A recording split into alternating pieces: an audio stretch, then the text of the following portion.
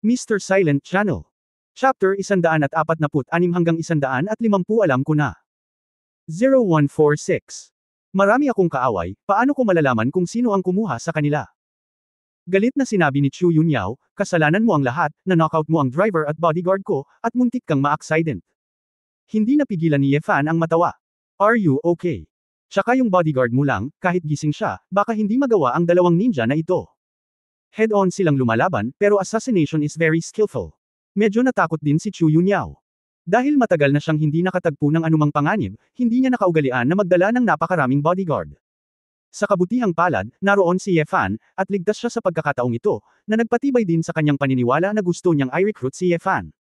Hanggat si Ye Fan ay nasa kanyang tabi, ang kanyang kaligtasan ay maaaring walang pag-aalala. Biglang may iniisip, si Chu Yunyao ay tumingin kay Ye Fan na may kaunting pagdududa, at nagtanong, bakit mo ako gustong iligtas? Kung hahayaan mo silang patayin ako, hindi mo ba ililigtas ang iyong puso? Ako, Ye Fan, hindi kailanman kung gusto kong mamatay ka, papatayin kita gamit ang sarili kong mga kamay, sabi ni Ye Fan. Talaga? Sinabi ni Chu Yunyao na may kaakit-akit ng ngiti, bakit sa tingin ko ay medyo may gusto ka sa akin? Naninigas ang mukha ni Ye Fan, medyo nag-aatubili siya, ang napakagandang babae ay pinutol, ngunit ang mga salitang iyon ay hindi ko masabi, kung hindi ba ito magpapagaan sa kanyang pakiramdam. Sa tingin ko mayroon kang sakit sa isip bilang karagdagan sa isang personality disorder. Ano? Narcissistic paranoia, mataimtim na sabi ni Ye Fan. Ngumuso si Chu Yunyao, papatunayan ko sa malaot madali na gusto mo ako, at lubos akong kumpiyansa sa aking alindog. Sa madaling salita, ikaw ay katulad ko. Sa mata ng mga ordinaryong tao, hindi bagay ang mga ordinaryong babae. Ikaw. Kung ano ang gusto mo, umiling si Ye Fan at tumalikod para umalis. Kinakabahan si Chu Yunyao, hoy. Kakaalis mo lang. Paano kung may mga ninja pa na darating? Ikaw ang panganay na miss ng pamilyang Chu sa Tancheng, bakit ka mag-abala na maghanap ng mga eksperto para protektahan ka? Gusto kong samahan ang aking babae sa tanghalian, Palm. Ikan-away ni Ye Fan ang kanyang kamay nang hindi lumilingon. Tumingin si Chu Yunyao sa pag-urong ng lalaki, isang mapagmataas na ngiti ang lumitaw sa gilid ng kanyang bibig, at bamulong sa sarili, magkita tayong muli, talagang gusto mo akong makitang muli. Kahit gaano ka pa kagaling. Lalaki ka pa rin kung tutuusin. Ako maya-maya, marirealize mo na hindi mo kayang ihiwalay ang sarili mo sa akin. Kailan? Bumalik si Ye Fan sa kotse ni Feng Yueying, ang babae ay naghihintay na sabik, sa takot na may nangyari kay Ye Fan. Bumalik ka na. Saan ka nang galing? Nababahala ka na sa kamatayan. Tinapik ni Feng Yueying ang kanyang dibdib. Ngumiti si Ye Fan, Ying, nakita mo na ang kakayahan ko, paano ako mahihirapan? Sino ang nakakaalam kung anong nerbiyos ang gagamitin mo, sa wakas ay nakawala ka sa iyong katawan at nasalikop sa pamilya Shangguan. Ano ang gagawin mo? Nagtataka si Feng Yueying kung bakit kailangang maglakad-lakad si Ye Fan pagkatapos niyang lumabas. Natural, hindi sasabihin ni Ye Fan, kinunan niya ng litrato ang puweta ni Chu Yunyao at pinatay ang dalawang Shadow Warrior. Ang tanging nasabi niya, nakaharap na ako sa ilang mga nakatagong panganib, hindi mo kailangang mag-alala ng sobra, ayos lang. Hindi alam ni Feng Yueying kung ano ang iisipin, ang kanyang mga mata ay nalungkot saglit, at siya ay bumantong hininga, alam ko. Hindi kita tinatanong. Ying, huwag kang magalit, okay lang talaga. Kumain muna tayo. Ang tagal na nating busy at gutom na ako. May sasabihin ako sa'yo. Magkwentuhan tayo habang kumakain. Tahimik na sinabi ni Feng Yueying, okay, may sasabihin lang ako sa iyo. Kakaiba ang tunog ni Ye Fan, ngunit hindi niya ito masyadong inisip. Makalipas ang kalahating oras, huminto ang dalawa sa isang home-style restaurant pabalik. Umorder ng ilang side dishes, uminom, at kumain. Pinag-isipan ni Ye Fan ang bokabularyo, iniisip kung paano ito ipapaliwanag kay Feng Yueying, at magsisimula na sana nang may tumawag sa telepono. Nakita ni Ye Fan na ito pala ang numero ni Su Qingzhou, iniisip kung bakit nagkusa ang babae na makipag-ugnayan muli sa kanya, at kinuha ito. Hoy, ano ang problema, Mr. Su? Naka-on.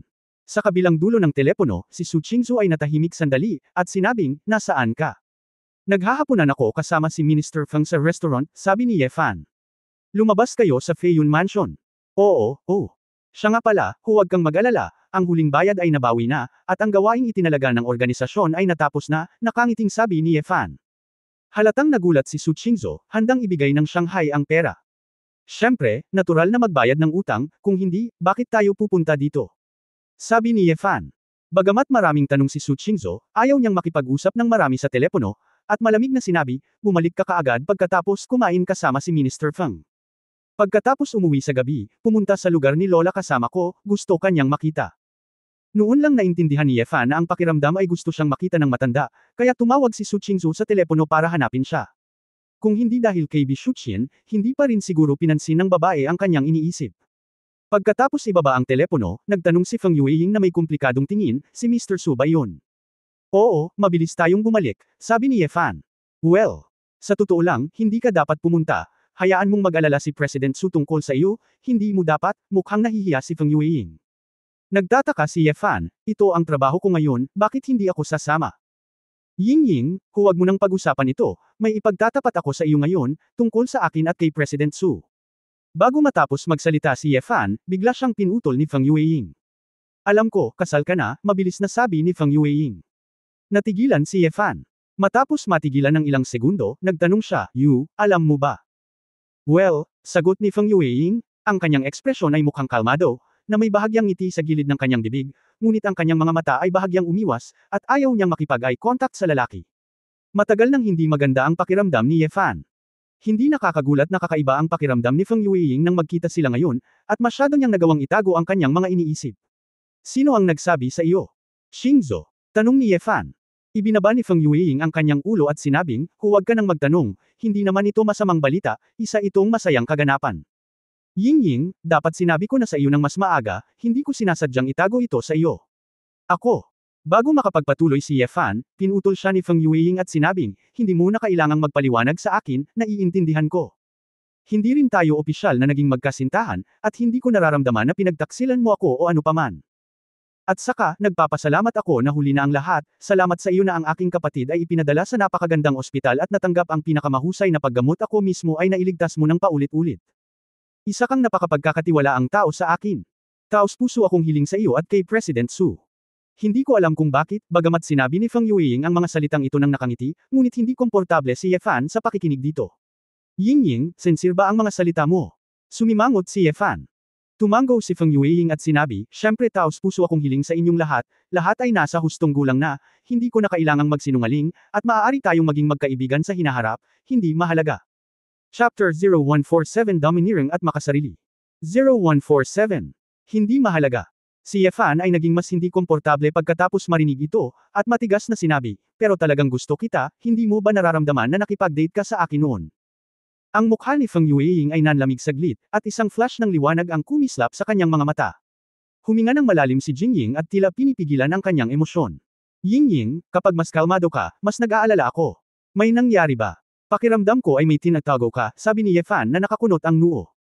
Umiling si Feng Yueying, hindi, ayos lang ako, syempre medyo nanghihinayang ako, pero sa tingin ko napakaswerte ko.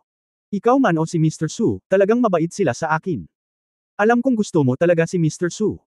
Noong araw na iyon ay nahulaan mo na ang pamilya Zing ay magiging hindi pabor kay President Su, at nang magmadali kang bumalik sa kumpanya, nakita ko ang iyong hitsura at talagang nahulaan ko ito. Si Pangulong Su ay napakahalaga sa iyong puso. Hindi ko gusto si President Su dahil sa akin at sa iyo. Nahihiya kami sa mga bagay-bagay, at ang aming mga damdamin ay dapat na limitado sa mga kasosyo sa trabaho at ordinaryong mga kaibigan. Natigilan si Yefan saglit. Nakita pala ni Feng Yueying ang clue nang magkaroon ng aksidente sa sasakyan noong araw na iyon. Alam kong medyo bastos na sabihin ito, ngunit gusto ko pa ring sabihin sa iyo na kayo ni Qingzu ay napakahalaga sa akin. Ayokong isuko ka dahil sa kasal, prangkang sabi ni Yefan. Nanginginig ang malambot na katawan ni Feng Yueying, at nagtatakang tumingin siya sa lalaki, ikaw. Ikaw. Ha? Natawa si Yefan sa kanyang sarili, malalayo ba ako? Kumakain mula sa mangkok at tumitingin sa kaldero. Kinagat ni Feng Yueying ang kanyang mapupulang labi, bagamat hindi niya sinabi, halatang sinadya niya iyon. Ngunit ganoon akong tao. Maaari mo akong tawaging walang kahihiyan, ngunit ayaw kong magsinungaling sa iyo. Sa katunayan, bukod sa iyo at kay Qingzu, mayroon akong iba pang mga babae. Sasabihin ko ito sa iyo maya-maya. Yefan say. Mas bumilis ang tibok ng puso ni Feng Yueying, ang kanyang ulo ay nasa kaguluhan, ang kanyang mukha ay nag-iinit, at siya ay medyo naagrabyado, ikaw. Sobra ka. Paano mo ito magagawa? Napabuntong hininga si Yefan at sinabing, dahil ako ito, ako iyon. Mapangangibabaw, makasarili. Hindi napigil ang sabihin ni Feng Yueying. Tama ka, yumuko si Yefan at tinitigan ang babae, sa madaling salita, ayaw kong mawala ka. Natigilan si Feng Yueying sa possessive at agresibong tingin ng lalaki.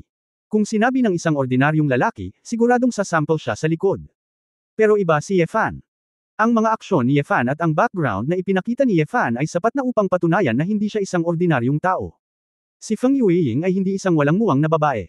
Alam niya na sa mundong ito, ang batas ng malalakas ay kumakain ng mahihina, at natural na walang kakulangan ng mga kababaihan sa paligid ng makapangyarihang mga lalaki.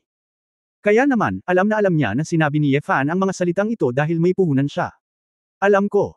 Nanlabo sandali ang mga mata ni Feng Yueying, at napabuntong hininga, marami kang nakaraan at background na hindi natin maisip. Napakalakas mo, marami kang alam, at ang mga taong kilala mo ay may pambihirang katayuan. Maaari mong baliwalain ang anuman. Pero isa lang akong ordinaryong white-collar worker sa isang kumpanya. Kahit na ako ay isang senior executive ng isang kumpanya, wala akong background, walang koneksyon, o kahit na walang ipon. Sa harap mo, wala akong karapatang magkomento o punahin ka. Ang tanging magagawa ko lang ay ang maging karapat-dapat sa iyong konsensya. Napapikit si Ye Fan, nang makita ang determinadong tingin ni Feng Yueying, at medyo naguluhan, Yingying, ano ang gusto mong sabihin? Itinaas ni Feng Yueying ang kanyang ulo na may seryosong tingin sa kanyang mukha. Said, gusto kong sabihin, kahit na gusto kita, kahit na maaari mong ayusin ang iba pang mga bagay at hayaan akong magpatuloy sa iyo. Pero, I want to retain my last bit of dignity, even if I don't deserve to reject you, at least I don't want to be sorry to Mr. Su. Saglit na tinitigan ni Ye Fan ang babae, at sa wakas ay ngumiti ng mapait, alam ko ang ibig mong sabihin, ibig sabihin, maliban kung pumayag si Qingzhou, iiwan mo pa rin ako. Saglit na nag-alinlangan si Feng Yueying, pagkatapos ay mahinang sinabi, siguro. Hindi napigilan ni Ye Fan na matawa sa kanyang sarili, talagang nagdududa ako na kung tatanungin ko siya ng harapan, direktang papayag siya. Dahil parang ayaw niya sa akin, baka gusto niya ako may iba pang babae dyan. Hindi, kahit na parang galit sa iyo si Mr. Su, dapat ay gusto ka pa rin niya, o hindi ka niya pakakasalan. Matagal ko na siyang kilala, at alam ko ang ugali niya, kung ayaw niya talaga isang lalaki, kung papatayin mo siya, imposibleng magpakasal, tahimik na sabi ni Feng Yueying. Nang marinig ito, hindi naiwasang mag-isip ni Ye Fan, tila may katuturan, kung hindi, sa matigas na ugali ni Su Qingzhou, pakakasalan ba talaga siya nito dahil sa mga bahagi ng Jinxiu Group? Sa katunayan, maraming bagay, naiintindihan din niya, ngunit ito ay isang gulo lamang, at kailangan ng isang tao na ayusin ang mga bagay upang malinis ang kanyang mga iniisip. Matapos sabihin ito ni Feng Yueying, at iniisip ito sa sarili, mas naging komportable si Ye Fan. Baka pagkaraan ng ilang sandali, hamupa na ang galit ni Su Qingzhou sa kanya. Oy, ayos lang, tatanungin ko si Qingzhou pagkatapos ng ilang sandali kung papayag siya. Magiging pamilya tayo sa hinaharap, gaano kabait? Naisip ni Ye Fan na isang araw ay may uuwi niya sina Su Qingzhou at Feng Yueying, at pagkatapos ay matutulog ng magkasama sa gabi, naglalaway siya sa pag-iisip. Sinabi ni Feng Yueying na may malarosas na mukha, huwag kang magulo, ngayon ko lang nasabi baka, pero hindi ako nangako sa iyo. Ah, Yingying, akala ko pumayag ka na. Malungkot na sabi ni Ye Fan. Sinabi ni Feng Yueying na may komplikadong mga mata, lahat. Pagkatapos nating bumalik, susubukan nating magkita kahit kaunti hanggat maaari sa ngayon. Ayokong magkamali si Mr. Su. Bukod dito, marami akong ginagawa kamakailan, kaya dapat na tayo ay lumayo at gumawa ng sarili nating mga bagay. Feelings ayoko nang isipin. Masyado itong marami sa ngayon. Ayaw siyang pilitin ni Ye Fan nang marinig niya ang sinabi ng babae, kung tutuusin, gusto niya talaga si Feng Yueying, hindi isang tulisan na nagnanakaw kay Madam Jai. Bueno, kailangan mo ng oras para pag-isipan ito, naiintindihan ko. Ngunit hindi ako susuko sa iyo, palagi kitang pakikitunguhan ng maayos, ito rin ang pangako ko. Sabi ni Ye Fan. Ikaw, bakit ka nagkakaganyan, hindi mo ba ako kayang iwan sandali? Kumunot ang noo ni Feng Yueying. Ngumiti si Ye Fan at sinabing, maliban kung malinaw kong nararamdaman na galit ka sa akin at ayaw mo sa akin, kung hindi, bakit ko ibibigay ang babaeng gusto ko? Hindi banggitin na siya ay isang magandang babae. Nakaramdam ng kawalan ng lakas si Feng Yueying sa ilang sandali, gusto niyang magpanggap na parang galit siya sa mga lalaki, ngunit hindi niya magawa. Hanggat nakita niya si Ye Fan na nakangiti sa kanya, lumambot ang kanyang puso. Forget it. Anyway, after a while, hindi na muling magkikita ang dalawa, naisip ng babae sa sarili. Pagkatapos ng tanghalian, sa pagkakataong ito, si Feng Yueying ay nagmaneho pabalik sa punong tanggapan ng Huahai Splendid Group. Pagkababa ng boss, kumaway si Feng Yueying kay Ye Fan at nakangiting sinabi, kailangan kong pumunta sa departamento ng pananalapi, maaari kang bumalik sa opisina. Medyo hindi komportable si Ye Fan, humakbang paarap at bahagyang hinawakan ang pisngi ng babae. Huwag kang masyadong madikit sa akin, kahit magpakasal ako, hindi kita bibitawan, tandaan mo ang aking mga salita. Nagmamadaling binuksan ni Feng Yueying ang kamay ng lalaki at sinabing mapanloko, huwag kang manggulo, hindi magandang makita ng iba. Ngumiti si Ye Fan nang walang pakialam, tumalikod at naglakad papasok sa elevator. Nang umalis ang lalaki, nakahinga ng maluwag si Feng Yueying, puno ng kalungkutan at kalungkutan ang kanyang mukha, basa ang kanyang mga mata, at hindi niya masabi ang hinaing. Biglang may tumawag sa telepono, na ikinagulat ni Feng Yueying. Tiningnan niya ang numero sa phone niya at lalo pang sumimangot. Hello, nanay. Nakatanggap si Feng Yueying ng tawag mula sa kanyang ina. Nakarating ka na ba sa Huahay? Okay. Maghihintay ako sa istasyon ng higit sa 1 oras, at susunduan kita. Pagkatapos ibaba ang telepono, inabot ni Feng Yueying at hinaplos ang kanyang buhok na may masakit na mukha, ngunit sa bandang huli ay natuwa pa rin siya, pumasok siya sa isa pang elevator. Kabanata 0148 Hindi 0148. Papalabas na sana si Yefan ng elevator nang makasalubong niya si Su Qingzhou na papalabas ng opisina. Halatang binalak ng babae na isugod sa ospital para makita si Bishu Qin. Hindi mo na kailangang pumasok, sundan mo lang ako sa ospital, sabi ni Su Qingzhou na may malamig na ekspresyon. Tumingin si Yefan sa walang ekspresyon, parang robot na asawa, at inisip ang mga sinabi ni Feng Yueying. Oo, dapat gusto niya pa rin ang sarili niya, pero nagpapanggap lang siya na ganito at emosyonal pa rin, at pagkatapos ng ilang sandali ay maayos na. Sa pag-iisip nito, hindi na pinansin ni Yefan, ngumiti at tumango, sige, ako na ang magda-drive. Nakaramdam ng kakaibang pakiramdam si Su Qingzhou sa kanyang puso nang makita niyang nakangiti pa rin sa kanya ang lalaki, ngunit iniisip niya ang tungkol sa sakit ni Bishu Qin, kaya hindi na niya ito masyadong inisip. Habang papunta sa ospital, nagmamaneho si Yefan na may nakapapawing pagod na musika sa radyo ng kotse. Pagtingin ko sa rearview mirror, nakita ko na si Su Qingzhou ay tila pagod at pumikit para umidlip, kaya nagtanong siya, asawa, gusto mo bang patayin ang musika? Huwag mo akong tawaging ganyan. Pumikit si Su Qingzhou. Nagpout si Yefan, galit ka pa rin ba sa akin? Okay lang. Xiaoshu ang itatawag ko sa'yo. Iminulat ni Su Qingzhou ang kanyang mga mata, at ayaw na niyang makipagtalo pa sa lalaki tungkol sa titulo, at nagtanong, paano mo na ibalik ang huling bayad na iyon? Sa katunayan, sa opinyon ni Su Qingzhou, $4,000 ang kinuha pabalik sa bahay ni Shangguan.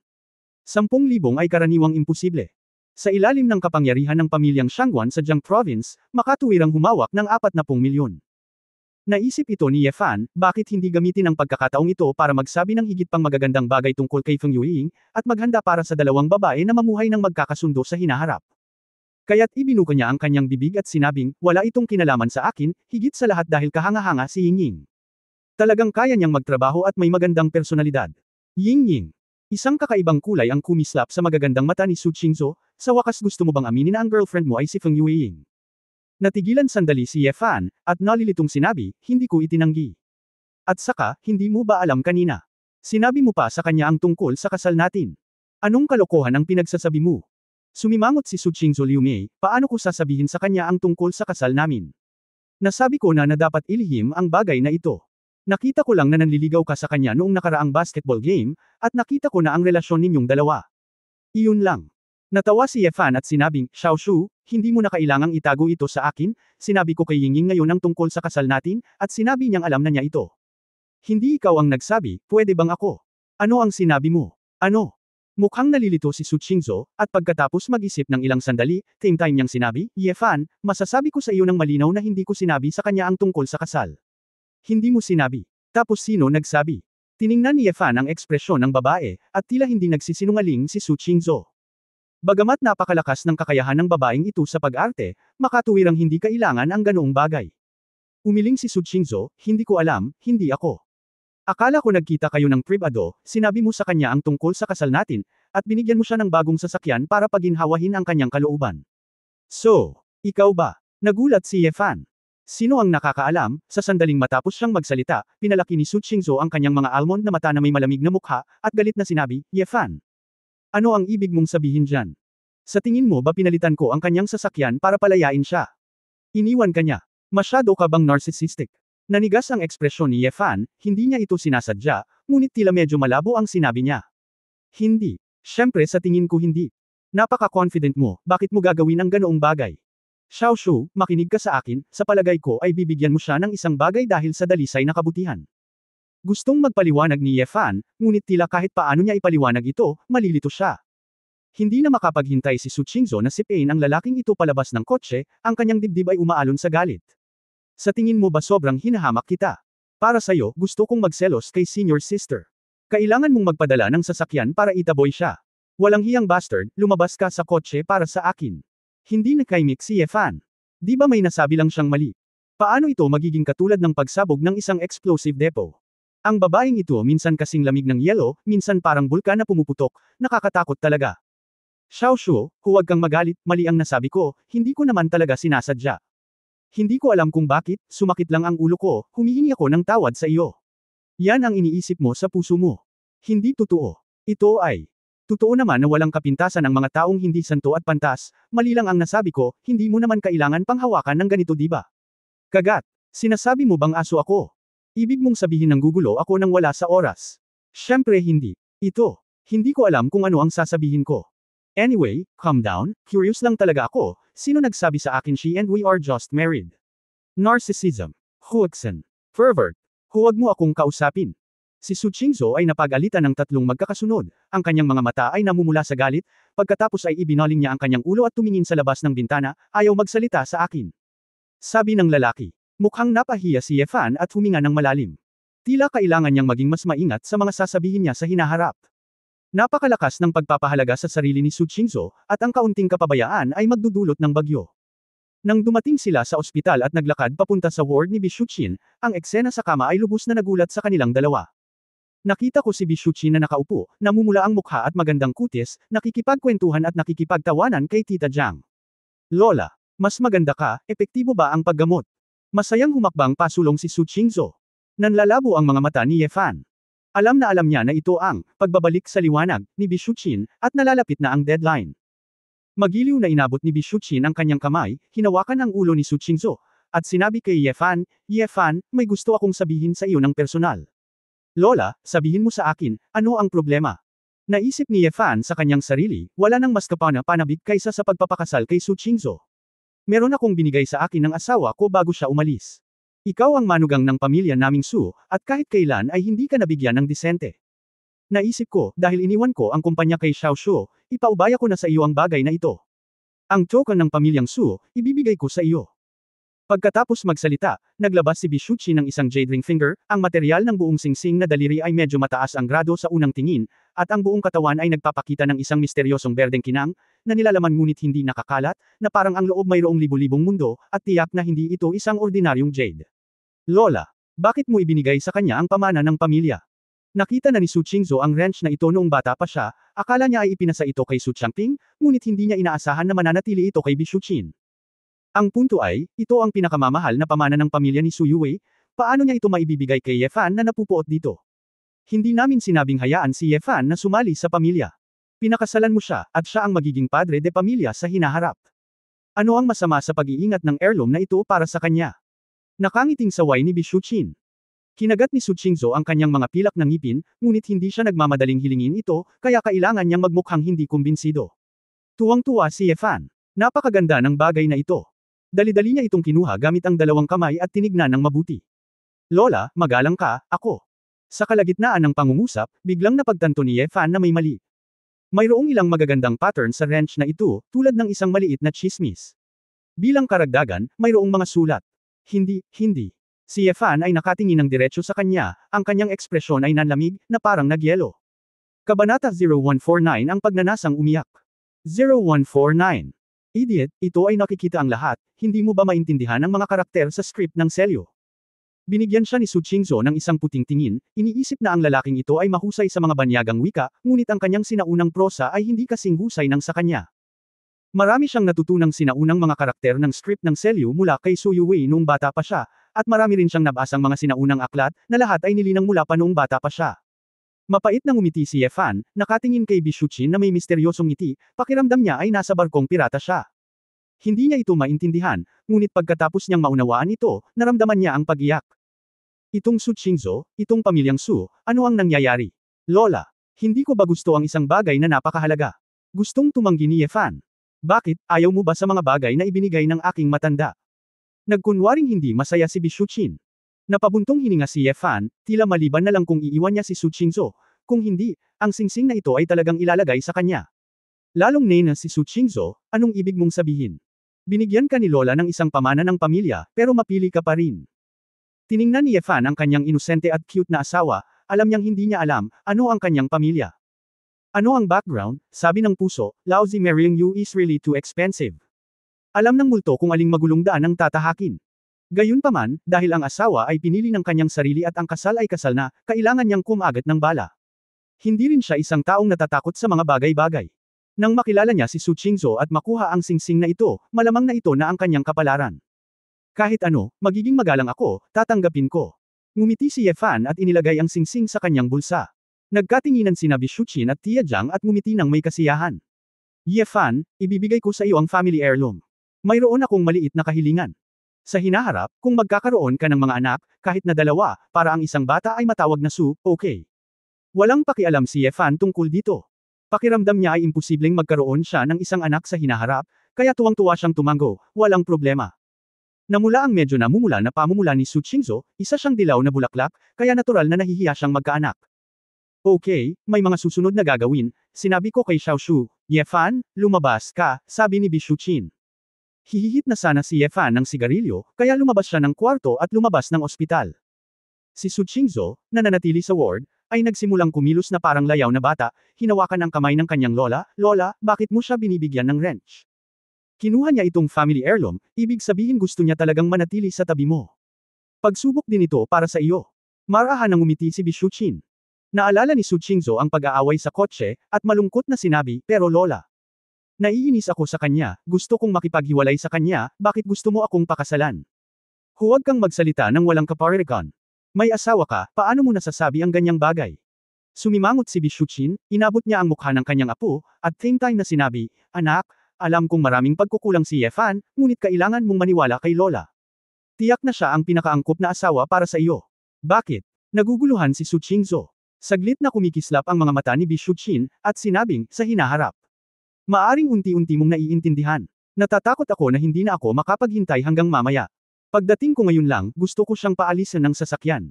Isa siyang lalaki na nanliligaw sa mga bulaklak. Maraming reklamo ang sinabi ni Su Qingzhou.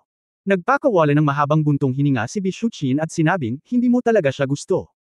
Si Su Qingzhou ay natigilan, nang marinig ang tanong na ito, ang kanyang puso ay biglang sumalungat, at siya ay medyo nataranta. Pero saglit na nag-isip, matigas pa rin ang sinabi niya, syempre ayoko sa kanya, galit ako sa kanya. Kung gayon ay hindi ka maaaring makipagdiborsyo, matigas na sabi ni Bishuchin, tandaan ang mga salita ni Lola, kung talagang hindi mo siya gusto, magpanggap na nagmamalasakit sa kanya. Ay treto mo siya bilang iyong sangla, gamitin mo siya, hayaan siyang manatili sa tabi mo para magamit mo. Pinalaki ni Su Qingzhou ang kanyang magagandang mata at nagtatakang tumingin sa kanyang lola, Lola. Ikaw. Isang mapaglarong ngiti ang ipinakita ni Bishuchin, sa tingin mo, malabo ang mga mata ni Lola kaya hindi niya ito makita, ano ang nangyayari sa inyong dalawa. Pero, dapat tandaan mo, anak, dapat mong itali ang lalaking ito, kahit wala kang nararamdaman, huwag mong bitawan. Bakit ganito? Pangako Lola, huwag mong pakakawalan si Ye Fan, nagliwanag ang mga mata ni Bishuchin. Kinagat ni Su Qingzhou ang kanyang ibabang labi, ang kanyang isip ay puno ng mga iniisip, ngunit kailangan niyang bahagyang tumango, I see. Ngumiti si Bishuchin, napakaganda at napakatalino mo, basta't mag-isip ka lang, magiging maayos ka. Siguradong malilinlang ko si Ye Fan sa pagsunod, naniniwala si Lola sa iyo. Manloloko. Nanlaloko na naman. Hindi kaya mapapanatili lamang ang kanilang pagsasama sa pamamagitan ng panloloko sa isa't isa. Hindi natuwa si Su Qingzhou, bigla niyang napagtanto na si Bishuchin ay may higit pang lihim na motibo sa pagsasama nila ni Ye Fan. Ang ganitong uri ng kasal ay natatakpan ng isang pakiramdam ng pagsasabwatan, na ginagawang hindi siya komportable. Sa sandaling ito, tila naubos na ni Bishuchin ang lahat ng kanyang lakas at humiga sa kanyang likod. Pagod na ako. Pumunta ka kay Ye Fan. Huwag mo akong puntahan. Nakita ni Su Qingzhou na ang hininga ng matanda ay tila humihina, at hindi niya maiwasang bahagyang maguluhan. Mahirap tingnan. Lola, ano pong nangyayari sa inyo? Bakit biglang? Pinayuhan ni Tita Jiang, Miss, bumalik ka muna at hayaang magpahinga ang matandang babae. Bagamat labis na nag-aalala si Su Qingzhou, maaari lamang siyang umalis, at naglakad palabas ng ward at tumalikod ng 3 hakbang. Pagkaalis ni Su Qingzhou, nagpakawala ng mahinang buntong hininga si Tia Jiang, umupo sa gilid ng kama, at inabot upang hawakan ang manipis na kamay ni Bishuchin, kumikinang ang mga mata nito. Tahimik niyang tinitigan ang matandang babae na unti-unting natutulog, na parabang nakikita niya ito. Kailan? Naglakad si Su Qingzhou papunta sa parking lot, si Ye Fan ay humihitit ng sigarilyo sa tabi ng kotse, nakatingin sa jade wrench, na parang nag-iisip ng mga bagay-bagay. Panatilihin itong ligtas, huwag mawala ito ang heirloom ng ating pamilyang Su, nag-aatubili na sabi ni Su Qingzhou. Bumalik si Ye Fan sa kanyang katinuan, itinapon ang sigarilyo, at nakangiting sinabi, paano kung ipaubaya ko ito sa iyo para sa pag-iingat. Pinandilatan siya ni Su Qingzhou, ayoko, dahil ibinigay ito sa iyo ni Lola, dadalhin ko ito dito. Ano? Hindi napigilan ni Yefan ang tumawa at tumawa, sa totoo lang, kung ang wrench na ito ay talagang ang naisip niya, kung gayon ay talagang ayaw niyang dalhin ito sa kanya, at alam ng Diyos kung magkakaroon ng anumang gulo balang araw. Gayunpaman, ang tono ng pakikinig sa mga salita ng babae ay hindi na kasing lamig ng dati, at tila nakakapagpawala ito ng matinding galit. Xiaoshu, saan tayo pupunta ngayon? Umuwi ka na. Tanong ni Yefan. Sinabi ni Su Qingzhou, bibisitahin ko si Lingshan. Wala pa akong oras kung kailan siya na hospital. Nang marinig ito, naramdaman ni Yefan na dapat niya, kaya pinaandar niya ang kotse at dinala si Su Qingzhou sa Haihua Hospital. Nang papasok na siya sa gate ng ospital, nakita ni Yefan na pareho silang walang laman ang mga kamay at nagtanong, Xiaoshu, bakit hindi ka kumuha ng regalo kapag pupunta ka para makita ang nasugatan na nasasakupan? Regalo. Sumimangot si Su Qingzhou, dati niyang ginagawa ang lahat ng ito. Si Chenya ang may hawak, pero hindi ko na masyadong inisip, pero hindi ko inaasahan na maiisip iyon ng lalaki. Anong bibilhin? Tanong ni Su Qingzhou. Napabuntong hininga si Yefan, kulang talaga ang common sense ng babaeng ito sa maraming aspeto, kaya dinala niya siya sa tindahan ng prutas at flower shop sa tapat ng ospital para mamasyal. Matapos mamitis ng isang bangkos ng mga liryo at isang basket ng mga prutas, bumalik ang dalawa sa ospital. Si Yefan ay may hawak na bulaklak sa isang kamay at prutas sa kabilang kamay. May naalala siya at tinanong si Su Qingzhou, asawa, gusto mo ba ng mga bulaklak? Wala kaming singsing na diamante kapag ikinasal kami. Dapat ba kaming magpadala sa iyo ng isang bangkos ng mga bulaklak? Ilang beses mo nang sinabi yan, wag mo akong tawaging ganyan.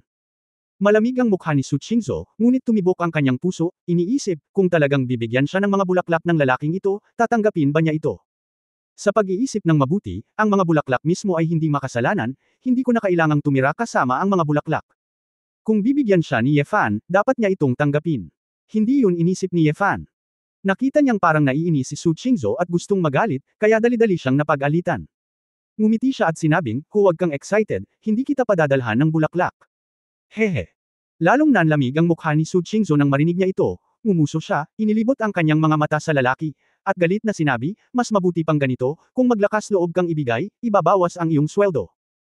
Matagal nang sumakit ang ulo ni Yefan, na sinasabi na ang kanyang sweldo ay binayaran ng kanyang asawa, ang pagbili ng isang singsing na diamante o isang bagay bilang regalo sa isang babae ay tila hindi nararapat, at ang mga pangunahing babae ay hindi nagkukulang sa mga ganoong bagay. Pero kung tutusin, mag-asawa na ang dalawa, kahit na hindi gaganapin ang kasal in the short term, dapat medyo expressive sila. Ano ang dapat kong gawin? Habang iniisip kung paano magdiwang ng kaunti, naglakad na ang dalawa papunta sa ward ni Shu Lingshan. Bahagyang kumunat ang noo ni Yefan. Nalaman niyang tila may bumibisita kay Shu Lingshan sa loob. Kabanata 0150 Fiancé. 0150. Nagkataon, narinig ko ang sigaw ng isang babae mula sa loob, lumabas ka. Ayokong makita ka. Lingshan ba ito? Matapos marinig ni Su Qingzhou ang boses, agad niyang itinulak ang pinto ng may pag-aalala. Ang nakita ko lang ay isang marangel na binata na nakauniforme at cap ng major, nakatayo sa tabi ng kama. At sa likod ng major, may matipunong lalaki, parang malaking oso, seryoso ang mukha, at captain ang rango. Sino ka? Labis na naguluhan si Su Qingzhou nang makita niya kung ito ay dalawang sundalo o opisyal. Medyo nababalisa si Shu Lingshan at sinabing, President Su, bakit ka nandito? Masyado akong naging abala nitong 2 araw, wala akong oras na puntahan ka, kaya gusto ko lang tanungin ka kung kumusta ka, sabi ni Su Qingzhou. Si Shu Lingshan ay parehong naantig at nag-aalala, okay lang ako, Mr. Su, hindi mo kailangang mag-alala tungkol sa akin. Ayos ka lang ba? Ang pangunahing opisyal ay sumangot ng malamig, lumingon at tumingin kay Su Qingzhou ng may paghamak, ikaw ang presidente ng Jinxiu Group, inayos mo ang aking kasintahan bilang isang security guard, at sinaktan mo siya. How dare you? Fiancé. Nang marinig ang tatlong salitang ito, parehong naliligaw sina Su Qingzhou at Yefan, bakit mayroon pa ring kasintahan si Shu Lingshan? Lingshan, nakatakas ka ba sa kasal?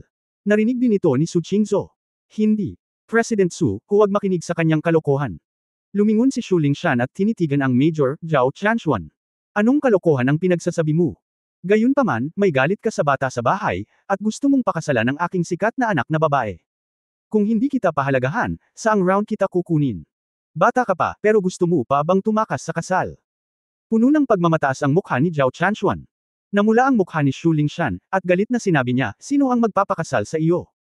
Ikaw ang nag-propose ng kasal sa aking mga magulang. Tumanggi na akong pakasalan ka, at ang ating kontrata ay ganap na walang bisa. Wala akong kinalaman sa iyo. Ang pag-aasawa ay ang buhay ng iyong mga magulang, ayon sa matchmaker, ikaw Shu Lingshan ay naging babae kumula nang ikaw ay magkatipan, hindi mo na ito mababago. Sabi ni Zhao Chanchuan, matalim na nakatingin kay Su Qingzhou at sinabing, aking fiancé, pumunta ka sa pinakamagandang ospital, dadalhin ko siya ngayon, kung maglakas loob kang tretuhin siya bilang isang security guard, aayusin ko ang account sa iyo sa hinaharap. Narinig ni Yefan ang mga salitang ito sa tabi niya, at hindi niya maiwasang matuwa ng lihim. Ang tono ng bata ay napakaloko. Hindi ko alam kung sinong anak siya ng malaking pamilya, kung hindi, napakabata niya, hindi siya dapat magkaroon ng rango ng major. Zhao Chanshuan. Hindi ako sasama sa iyo. Kahit mamatay ako, hindi kita pakakasalan. Matigas na sabi ni Shu Lingshan. Si Su Qingzhou ay nagkaroon din ng malamig na ekspresyon sa kanyang mukha, at sinabing, si Lingshan ay aking empleyado at aking kaibigan. Hindi ko hahayaang kunin mo siya sa pamamagitan ng puwersa. Kahit na ikaw ay isang opisyal, hindi ito nangangahulugan na hindi ka maaaring mawalan ng kontrol. Tumawa si Zhao Chanshuan, na parang narinig niya ang pinaka-nakakatawang bagay, kinakausap mo ako tungkol sa Wang Fa. Kilala mo ba kung sino ako? Kung mas pambihira ka, mas malaki ang posibilidad na manakawan at manakawan ka. Nagmumukha kang kasuklam-suklam, at lalo kang nagiging katawa-tawa. Sumalungat si Su Qingzhou. Hoy, ang galing mo magsalita, iba talaga ang pagiging businessman. Napatingin si Zhao Chanshuan kay Yefan sa likod niya, at sinabing may kakaibang ngiti, Yefan, hindi mo ba aalagaan ang bago mong asawa? Sinabi ito ni Su Qing. Ang mga ekspresyon ni Zhu at Shu Lingshan ay biglang nagbago, at tumingin sila kay Yefan ng may pagtataka. Nagtataka si Su Qingzhou kung bakit kilala ni Zhao Chanshuan si Yefan. Para kay Shu Lingshan, hindi siya makapaniwala na si Yefan ay talagang kasal kay Su Qingzhou. Hindi binago ni Yefan ang kanyang mukha, ngunit medyo malamig ang kanyang mga mata, kilala mo ako. Siyempre ginagawa ko, at alam ko rin. Sinaktan mo si Captain Black Hawk, talagang matapang ka, pabirong sabi ni Zhao Chanshuan. Agad na nahulaan ni Yefan ang isang magaspang na ideya. Tinataya na ang taong ito ay taga-Longya din, ngunit sa katunayan, sa kanya, ang ganitong uri ng pagkakakilanlan ay hindi mahalaga. Kung may dumating na miyembro ng Dragon Soul, maaaring handa siyang alagaan ito, ngunit Longya. Hindi niya ito sineseryoso. President Su, kasal ka na ba? Hindi napigilan ni Shu Lingshan na kumpirmahin. Kinagat ni Su Qingzhou ang kanyang manipis na labi. Hindi niya inaasahan na malalaman ang kasal niya, pero tumanggo lang siya, kakasal lang, pero ayokong malaman ng marami ang tungkol dito. Oh, I see. Shu Lingshan nakaramdam siya ng kawalan ng kaunti, at hindi niya alam kung bakit. Naalala na sa unang pagkakataon na nakita niya si Yefan, hiniling ni Su Qingzhou kay Yefan na tumira sa bahay, bigla siyang nakaramdam ng katangahan, bakit hindi niya nakita ang hindi pangkaraniwang relasyon sa pagitan ng dalawa. Ang punto ay, ang hamak na ito, kasama si Su Qingzhou, ay malabag sa buong araw, napakawalansiya, galit na naisip ni Shu Lingshan. Sinabi ni Zhao Chanshuan, Yefan, huwag mong isipin na ang mga tao ni Captain Black Eagle ay inilikas, magiging maayos ka, nasangkot ka sa maraming mga kaso, iimbestigahan namin ito ng malinaw, kung mas matino ka, maging iyong sarili lamang. Isuko ang iyong sarili. Ang mga mata ni Su Qingzhou ay puno ng gulat, hindi niya inaasahan na ang bansa ay nagpadala ng isang tao upang mag-imbestiga kay Yefan. Talaga bang ikinulong siya ng dati niyang pagpatay? Ngunit ngumisi si Yefan, magsasagawa pa rin ng imbestigasyon si Heihok, hindi ka ba nagsasalita ng kalokohan dito? May kakayahan ka talaga, matagal mo na akong hinuli, hindi ba? Nagbago ang ekspresyon ni Zhao Chanshuan. May lamig sa kanyang mga mata, talagang naiinggit siya sa lakas ni Yefan, kaya nanatili siyang nakatayo, at ayaw niyang takutin ang mga ahas. Gayunpaman, kung talagang gusto niyang maging walang awa, hindi niya akalain na masusupol niya si Yefan. Ang Panginoon ni Zia Guo ay parang ulap, sa antas mo, kung gusto mo talagang mahuli, isang kisap mata lang, huwag kang masyadong mayabang, naghahanap lang kami ng tamang oras, hindi ka makakatakas, minisyon ni Zhao Chanshuan. Kung ano man ang gusto mo, ngunit hindi ka welcome dito. Sa tingin ko ay pagod na si Captain Shu. Nakakasagabal ka rito, kaya bilisan mo at lumabas ka. Masyadong tamad si Yefan para bigyang pansin ang ganitong uri ng anak. Get out! Naglakas loob ka bang sabihin sa akin na lumabas? Nagdilim ang mukha ni Zhao Chanshuan, at sinabi niya, sabi ko, si Shu Lingshan ang babae ko, kailangan ko siyang ilayo, kayo ang gustong lumabas. Ngumiti si Ye Fangxi at sinabing, ikaw kung may kakayahan ka, maaari mong subukan, maaari mo ba siyang ilayo? Hindi ko alam kung ano ang langit, alam mo ba kung sino ang ginugulo mo? Pinaikit ni Zhao Chanshuan ang kanyang mga mata. Nagkibit balikat si Ye Fan, hindi ko alam, at hindi ako interesadong malaman. Nang makitang nag-aaway ang dalawang lalaki, nag-alala si Shu Lingshan. Kinagat niya ang kanyang mga ngipin at sinabing, Ye Fan, huwag mo nang pag-usapan iyon. President Su, ingatan mo ang iyong sarili, ako. Sasama na lang ako sa kanya. Sa sinabi nito, bumaba si Shu Lingshan sa kama. Halos nasa maayos na siyang kalagayan, ngunit kailangan pa niyang magpahinga. Nang marinig ito ni Su Qingzhou, ang kanyang mukha ay natigilan, Lingshan. Bakit? Ayaw mo bang umalis? Mukhang mapait si Shu Lingshan, hindi ko hahayaang masangkot kayo sa hindi kinakailangang gulo para sa akin. Biglang napagtanto ni Su Qingzhou na si Xu Lingshan ang naramdaman na ang background ng pamilya ni Zhao Chanshuan ay masyadong malakas, at ang pakikipaglaban sa kanya ay makakasama sa Jinxiu. Pagtatapos ng kabanatang ito. For more videos, please like, share and subscribe.